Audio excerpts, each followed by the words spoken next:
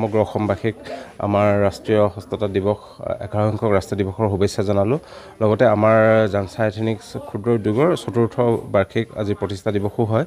আজি আপোনালোকৰ সংবাদ মাধ্যমৰ যোগেদি এইটোৱে জনাব বিচাৰিছোঁ যে আমাৰ যিসকল থলুৱা শিপিনী আছে, এই থলুৱা শিপিনীসকলক লৈ যাতে আমি সমগ্ৰ অসমৰ লগতে ভাৰতৰ লগতে সমগ্ৰ বিশ্বতে জয় কৰিব পাৰোঁ। অসমীয়া শিপিনীয়ে বোৱা গামোচা, মেখেলা চাদৰ, এৰী চাদৰ এইবিলাক আমি যাতে সমগ্ৰ বিশ্বতে আগুৱাই লৈ যাব পাৰোঁ, তাৰ ক্ষেত্ৰত আমি এই জানচা এথেনিক্সে আজি উদ্যোগ লৈ আহিছোঁ। আৰু এই উদ্যোগটোৰ জৰিয়তে আমাৰ প্ৰায় 60-50 গৰাকীমান শিপিনীৰ লগতে কাপোৰ চিলোৱা মানুহ, এম্ব্ৰইডাৰী কৰা মানুহ, সেই সমগ্ৰ এই গোটেই অনুষ্ঠানটোৰ লগত সকলো মানুহে জড়িত হৈ আছে। এই অনুষ্ঠানটোৰ যোগেদি যাতে আমাৰ শিপিনীসকলক, আমাৰ যুৱক যুৱতীসকলক আত্মনিৰ্ভৰশীল কৰিব পাৰোঁ, সেই উদ্দেশ্যে আমাৰ এই জানচা এথেনিক্স উদ্যোগটো গঢ় লৈ উঠিছিলে।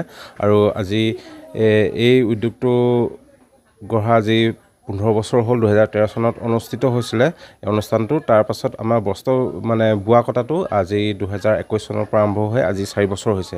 আজি এই পবিত্ৰ হস্ততাঁত বস্ত্ৰ দিৱসৰ দিনাই 2021 চনত 7 আগষ্ট তাৰিখে আমাৰ এই বস্ত্ৰ উদ্যোগটো গঢ় লৈ উঠাৰ কাৰণ এটাই আছিলে যে কি আমাৰ থলুৱা শিপিনীসকলক লৈ যাতে আমি এখন বজাৰ দখল কৰিব পাৰোঁ। আৰু এই বজাৰ দখল কৰাৰ লগে লগে আমাৰ থলুৱা যিখিনি শিপিনী আছে, যুৱক যুৱতী আছে, নিজকে আত্মনিৰ্ভৰশীল হৈ পিনে নিজৰ পৰিয়ালটোৰ লগতে অসমখনৰ লগতে আমাৰ জাতিটোক মান ৰাখিব পাৰে, সেই উদ্দেশ্যে আমাৰ আজি জানচা এথেনিক্স। আমাৰ উদ্যোগটো বৰ্তমান লেজাইতে আছে আৰু অসমৰ আমাৰ এই উজনি অসমৰ কেইবাটাও জেগাত আছে, 6খন-7খনকৈ আছে। ইয়াৰ পৰা আমাৰ Laos, Cambodia, Vietnam, Thailand, Myanmar এইখন দেশলৈ যায়। তাৰ পাছত আজি 3 বছৰমান হৈছে আমেৰিকা, লণ্ডন, অষ্ট্ৰেলিয়া এইসমূহ দেশতো আমাৰ বস্ত্ৰত আমি বোৱা কাপোৰ তালৈ ৰপ্তানি হৈছে। আৰু ভাল লাগিছে কি আমাৰ আমাৰ মহাত্মা গান্ধীয়ে যিটো কৈ থৈ গৈছিলে, অসমীয়া শিপিনীয়ে সপোন ৰচিব পাৰে তাঁতশালত, এই বাহিৰা বস্ত্ৰ আমি পৰিত্যাগ কৰিব লাগে, সেইটো আমাৰ শ্লোগান আছিলে। এটা কথা ভাল লাগিছে, আমাৰ শিপিনীয়ে বোৱা কাপোৰ এতিয়া বহিৰাষ্ট্ৰই আমাৰ পৰা ক্ৰয় কৰিছে। তাকো আমাৰ পিছপৰা অঞ্চল লেজাই কলাশ অঞ্চলৰ নিচিনা এটা জেগাৰ পৰা এই উদ্যোগটো হৈছে। ইয়াৰ পৰা আমাৰ বহিৰাষ্ট্ৰলৈ আমি বস্ত্ৰ ৰপ্তানি কৰিব পাৰিছোঁ, এইটো এটা গৌৰৱৰ বিষয়। মই 2021 চনৰ পৰা ইয়াত জড়িত হৈ আছোঁ। মই প্ৰথম গামোচা বৈছিলোঁ। এখন যেতিয়া শাল আছিলে, প্ৰথম মই গামোচা বৈ মেলি বহুতখিনি উপকৃত হ'লোঁ।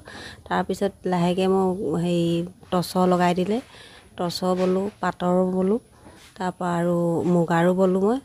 মই বোৱা কাপোৰ থাইলেণ্ডলৈ গৈছে আৰু আমেৰিকাৰ পৰা আহিছিলে, সেয়া পৰা চাবলৈ আহিলে, চাই পিনি পাটৰ কাপোৰ নিজে চিলাই মেলি। আৰু মই ইয়াত আহি বহুতখিনি উপকৃত হৈছোঁ। আৰু মোৰ ঘৰখনো বহুত ভাল হৈছে বুলি মই গৌৰৱ কৰিছোঁ। আৰু মই এই তাঁতশাললৈ অহাৰ পৰা আৰু মোক ইয়াত প্ৰায় 20 গৰাকীমান আছে, 20-25 গৰাকীমান আছে। এই বৰবিন বাতে, দহি বটা আছে আৰু মহুৰা বটাও বেলেগ এক্সট্ৰাকৈ লয়। আৰু শালো আছে, শাল 8খন আছে ইয়াত শাল।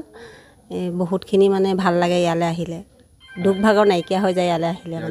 বহুতখিনি আত্মনিৰ্ভৰশীল আমি হৈছোঁ। আমি যেনে হ'লেও ইয়াত বহুতখিনি কষ্টত আছিলোঁ। বাৰিষা দিনত পানীৰ কাৰণে দিগদাৰ হয় আৰু বহুত অসুবিধা হয়, অহা যোৱা ক্ষেত্ৰত ৰাস্তাবোৰ অহা যোৱা ক্ষেত্ৰতো দিগদাৰ হৈছিলে। এতিয়া ইয়ালৈ আহি ৰাস্তাবিলাকো ভাল হৈছে আৰু ইয়াত বহুতখিনি ভাল লাগে ইয়ালৈ আহিলে। মই ইয়াৰ ওচৰে হয়, বেছি দূৰৰ নহয়, মই সদায় আহোঁ। বহুত ভাল লাগিছে